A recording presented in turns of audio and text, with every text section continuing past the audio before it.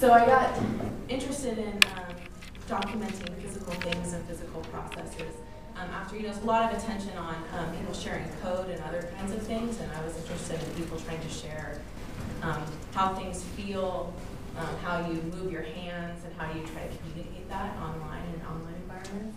And this is just kind of a scatter shot of things I'm currently interested in thinking about. I talked to someone who was trying to make a paper clip necklace out of silver, and one of the things that we talked about was the difficulty in trying to articulate questions. So she was trying to harden silver with the tension of a paper clip, and trying to think about these queries that are, if you're trying to explain it to someone who's an expert, you might have to spend a couple minutes. This is what I'm talking about. This is what I've already tried. This is what didn't work. This is the kind of tools that I have. I have this kind of a kiln. I have this kind of equipment, on and on and on.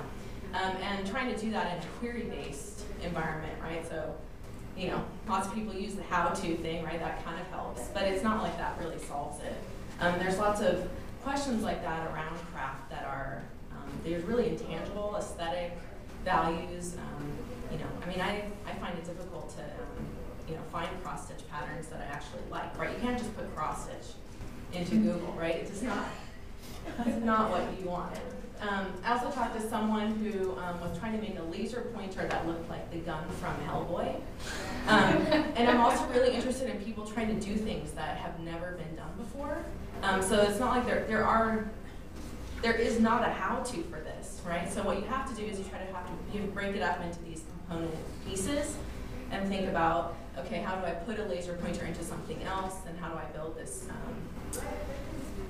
this container for it, and then how do I modify the exterior so it looks the way I want to. And so I also care about trying to think about the sub-problems and a lot of the ways that people have stored their how-to or their documentation makes it kind of difficult to address what all the component parts are, right? So there's lots of parts for Leia's how-to that people could use for all kinds of things, but might be hard to find for them if they're doing something totally different. So in this case, he kind of had to turn that big goal into, okay, here's this one part, and I just want this paint to look distressed, right? I have to paint it this way. And he actually went about it by thinking about someone that he knew paints Warhammer figurines, and he thought, they probably do something similar to what I'm trying to do. It's a completely different thing, but that would probably get me some ideas. So you have to, a lot of what people are doing online when they're trying to get this information is,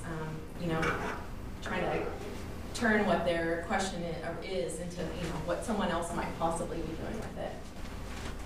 I'm also really interested in, a lot of the people that I talk to now are super go-getters. And I'm very interested in trying to help novices achieve this attitude, and I'm not sure exactly how to go about that, but I talk to lots of people with amazing amounts of self-confidence in terms of failing at things. So this is someone, she has some expertise in a lot of other crafts, but in this particular day that I talked to her, she was going to take on screen printing.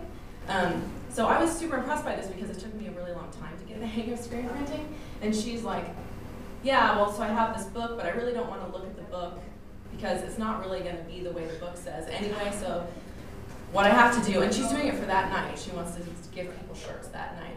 And she's like, well, I'm just going to go outside and I'm going to jump in and I'm going to try it.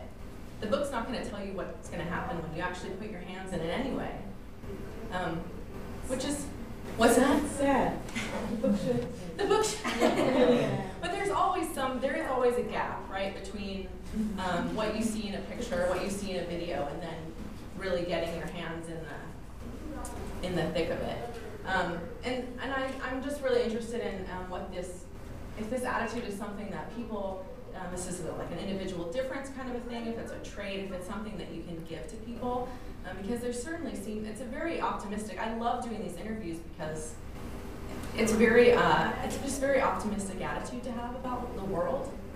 Like, well, I don't know it now, but by the end of the day, I could. It's totally possible. And do you have any insights about helping people to have that attitude towards life? I think one of the only things that what I've been thinking about lately is a lot of people in the field of education talk about having, that people have powerful success experiences. So if you talk about information literacy or technology literacy, that kind of thing, people will talk about making sure to shape challenging but ultimately successful, having a taste of success and then being able to move forward with it. And I think it's possible to me that some of the struggles in taking on programming, for example, is where do you start? Like, where do you start having something work? Right, if it's that far before you have a success. That's right, and there's a lot of things that we forget. I can actually remember trying to learn to program, and there's just a lot of stuff that you forget, that just don't work, right? There's a lot of things, there's a lot of infrastructure kinds of things, and being able to get, to have everything working right on your laptop, and there's just lots of things that it's all very simple once you have everything set up the right way, right? But getting there is a struggle. So maybe there are possibilities for giving people small successes in that area. I'm not exactly sure what shape that takes at this point, but here, what I noticed in teaching in the US and in France, in the US you have more people like this, and in France you have people who actually do nice things, but they have no sense that they have a possibility to actually make something out of it. So basically you find yourself in this Dr. Jekyll and Mr. Hyde position as a teacher, where here I tend to tell to the students, well, maybe it's a good idea to spend more time before you think you can shine, because usually before one really manages to polish something, it takes time. Whereas the French ones never start beginning, on anything before they have read 45 books by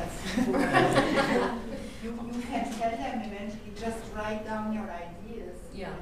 You don't have to read all this stuff because your ideas matter, and then we discuss how you can translate them. yeah. So your audience will be interested, but it's like not an easy balance to. Well, I should say that most of the time when I do these interviews, you have a big self-selection bias in who wants to talk about their stuff, and they tend to be the kind of people who are no-fear people. Yeah. They pick up anything really quickly. They have 18 different hobbies, and they also, fly up airplanes.